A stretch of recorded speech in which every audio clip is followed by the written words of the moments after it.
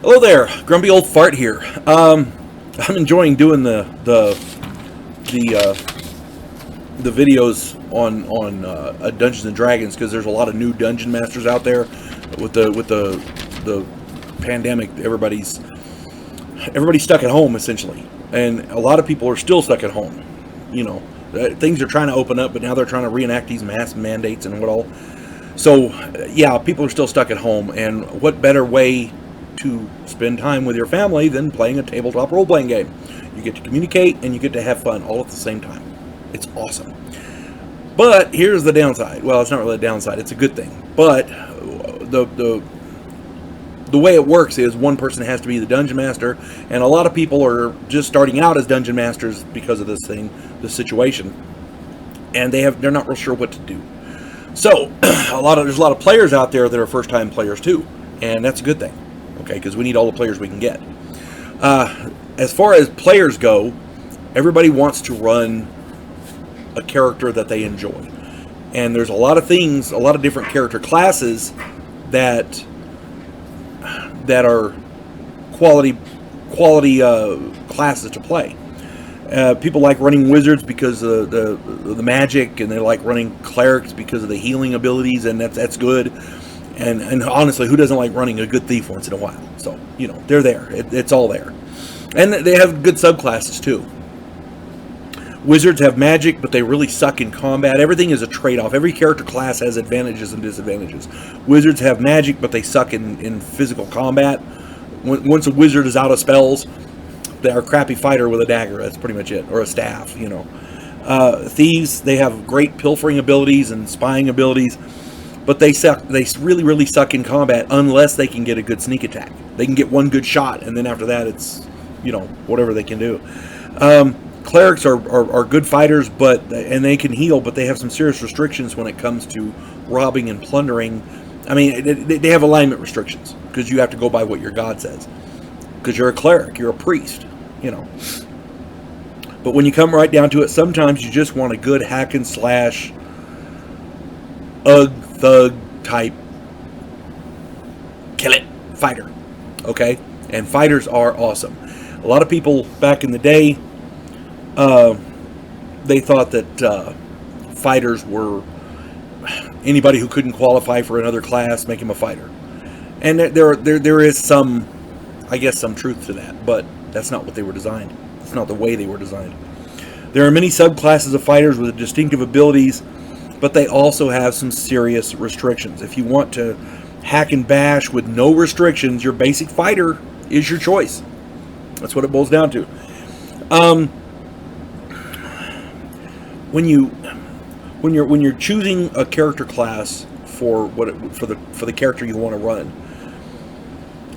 you want as many options as possible. And in my opinion, you don't get many more options than running a fighter. You don't have magic, but then again, you get to use a battle axe. You don't have healing abilities, but you get to use a spear, and you know, you get great saving throws. You don't get to use thieving abilities, but you can still rob people. It's called bash them in the head with a club and take their shit. Okay? There's no subtlety to a fighter. Excuse me. Sorry, I dropped my pen. There's no subtlety to a fighter. I mean, there are some variants of fighters that are subtle, but, you know. Basically, the advantages of... There's no downside to a fighter. There are a few upsides. Basically, when Dungeons & Dragons first came out, the AD&D books, all they had was a player's handbook. And basically, they gave it so that fighters with a high strength and constitution had ability modifiers unavailable to other classes. For example, if you had a strength of 18, you got to roll a percentage for exceptional strength. A wizard can have a strength of 18, but he doesn't get to do this. Okay, and the exceptional strength adjustments, 18 double ought's the highest, 1898, you know, like that, 18-01, that kind of thing. And it gives you more bonuses in combat. Allows you to carry more, which is important, especially when you're playing in a game where the primary currency is a gold coin. Gold weighs a lot. I did a video on encumbrance. Check that out. You want somebody who's strong on your team who can help carry shit. You know, everybody gets an equal share, but packing it out is the issue. You see. The The other thing about that is constitution. Anybody who's not a fighter or not a fighter type, when they roll their constitution, they can get an 18 constitution, but they're limited to the +2 on their hit point adjustment. Okay. Fighters with an 17 or an 18 constitution can get a +3 or a +4 on their hit points. So they're actually tougher, physically tougher. They're harder to kill, which is a good thing, especially in a role-playing game. Fighters basically deal a lot of damage, they can carry a lot of shit, and they're tough to kill. That's what it boils down to. A lot of people thought that like for example, a wizard can get a fireball at 5th level. It's a 3rd level spell, so you get it at 5th level. And a basic fireball does 5d6 damage. That's a lot of damage, right? So they kind of offset that against the fighter's ability to hit with a sword, and they're like, well, fighters really aren't that great, right? Then they came out with another book called the Unearthed Arcana. And this book is wonderful. It gives all kinds of new spells, but it also ups the abilities of fighter classes with what's called weapon specialization. They give a lot of new weapons that the fighter can use, but on top of that, they give what's called weapon specialization. Essentially, a fighter, rather than getting all these neat weapon proficiencies, they can take several of them and dump them into the same weapon and get bonuses. So a fighter, and you can double specialize. So a fighter, for example, who double specializes in a hammer, he gets a +3 to hit, a +3 to damage, and extra attacks with that weapon. And it works really good for bows too. My wife right now is running a character who's specialized in a bow, and normally if you're using a bow, you get 2 shots around. Well, if you have an arrow knocked, you get 3 shots. And if it's within a certain range, you do double damage. So bows aren't just a harassing distance weapon, you know. In reality, if you get shot with an arrow in a medieval setting without penicillin and without serious doctors, yeah, you're pretty well screwed. I don't care where they hit you. If an arrow goes into your torso, every time you move, that arrowhead is grinding shit up inside. If you get hit in the arm, it's bad, but it's not bad. It could be far worse. If you get hit in the torso, you're pretty well screwed. Okay, that's in reality.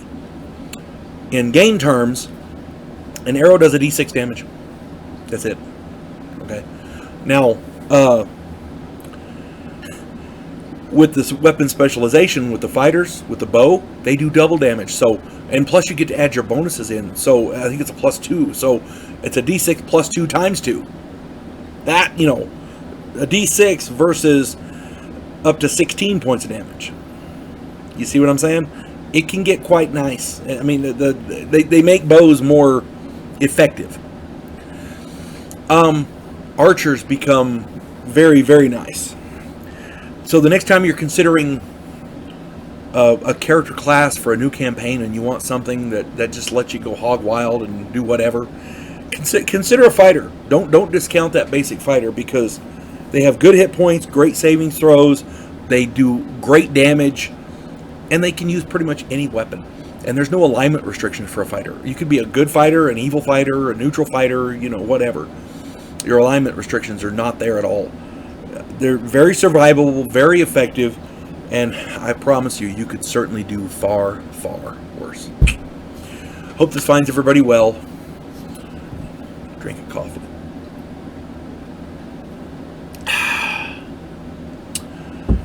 You folks have a good day. God bless one and all.